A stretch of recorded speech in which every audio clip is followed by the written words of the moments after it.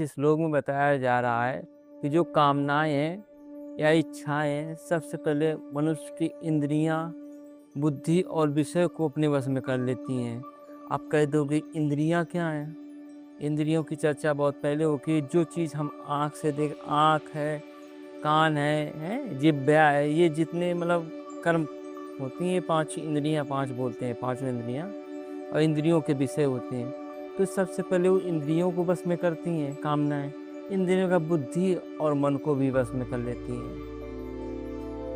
जब इंद्रियां, बुद्धि, मन कामनाओं के वश में हो जाता है तो मनुष्य का विवेक पूरी तरह ढक जाता है। फिर वह अच्छे बुरे में निर्णय नहीं कर पाता है। क्या मेरे लिए करना उचित है, क्या मेरे लिए करना उचित नहीं है।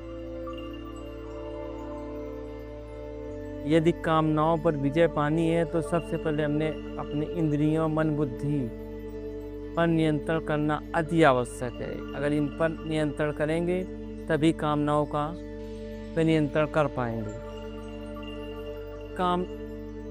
देखिए, कामनाएं सबसे पहले इंद्रियां, मन, बुद्धि पर नियंत्रण कर लेती हैं।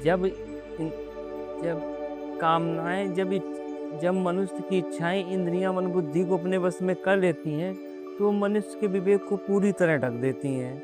फिर मनुष्य पाप कर्म कर बैठता है। उसे अच्छे बुरे का कोई पता ही नहीं चलता कि हमें क्या करना चाहिए, क्या नहीं करना चाहिए। बताइए।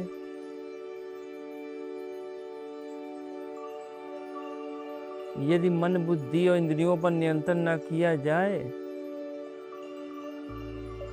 तो यह मनुष्य के ज्ञान को पूरी तरह से भ्रमित कर देती हैं। इसलिए अगर इन पर नियंत्रण पाना है तो मनुष्य को आत्म संयम और प्रभु शरण अति आवश्यक है। तभी आप इनसे मुक्त हो पाएंगे।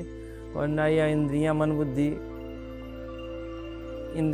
बुद्धि सबको अपने बस में करके तुमसे पाप कर्म करवाती रहेंगी। तुम पाप कर्म करते रहोगे, तुम इस संसार से कभी मुक्त नहीं हो पाओगे।